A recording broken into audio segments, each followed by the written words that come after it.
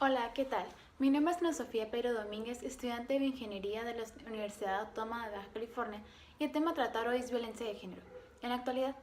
Pero para poder identificarlo y hacer un correcto análisis de este tema, primero vamos a responder preguntas como ¿qué es violencia de género? O ¿a qué nos referimos cuando hablamos de ella?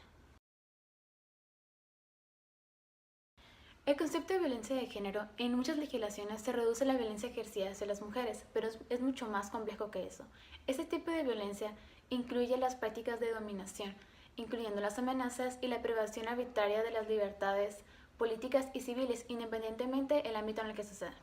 Entonces, la violencia de género es la violencia que ejerce una persona sobre otra solo por su género. Las acciones consideradas violentas son todas aquellas que atenten de forma negativa a la identidad, a la sexualidad y libertad de reproducción, a la salud mental y física y bienestar social de una persona.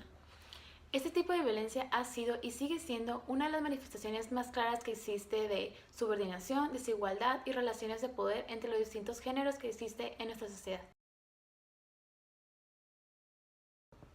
Entre los actos más aberrantes de violencia de género podemos encontrar el acoso y el hostigamiento entre organizaciones, los feminicidios, las violaciones, el aborto en función del sexo del neonato y los ataques homolesbofóbicos.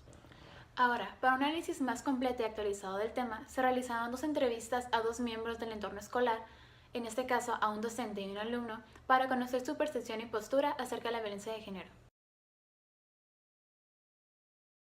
En base a la respuesta de los entrevistados, nos podemos dar cuenta que presentan una gran comprensión sobre el tema, están muy bien informados. Las definiciones que me dieron eran muy acertadas o muy cercanas a la realidad, e incluso sin habérselos pedido yo me daban ejemplos de tal situación que había escuchado que había ocurrido o que podría suceder y que seguramente había sucedido por la naturaleza de la magnitud de la escuela, la cantidad de alumnos que se presentaban. Incluso podemos decir que eso se debe a la actualización del tema, ya que ahorita es mucho más fácil saber lo que está sucediendo en todo por las redes sociales, a personas que tienes agregadas o los amigos de los amigos, y que ya no hay tanto pudor sobre el tema. Entonces, también ellos hablando sobre eso, de que ellos dicen que estamos más de mentalidad abierta y que están a favor de apoyar a esas víctimas. Adentrándonos más en la entrevista, nos podemos dar cuenta cómo los entrevistados relacionaban su día a día con las problemáticas que estábamos viendo. En el caso del docente, él relacionaba cuando daba las clases en la Facultad de Idiomas, que era donde estaba ahorita en tu semestral, y en otras facultades que le toca dar también el mismo idioma. Y comparaba que en la Facultad de Idiomas, que casi no se presentaban ese tipo de violencia, pero o sea, seguramente sí, pero en su opinión y en lo que él conocía, era muy poco comparado con otras facultades, y que él creía que se debía a que en esta facultad se encontraban más personas con el género no perteneciente a heterosexual. Entonces, como en la mayoría, entre ellos mismos aceptaban y las personas no les quedaba de otra más que aceptarlos y convivir. Y que así fue, y entonces ahí se mantiene comparando con otras donde, por ejemplo, en ingeniería, donde son muchos hombres y que son más, se presenta un poco más la homofobia, la lesbofobia y todo eso. Y en el caso del estudiante, eh,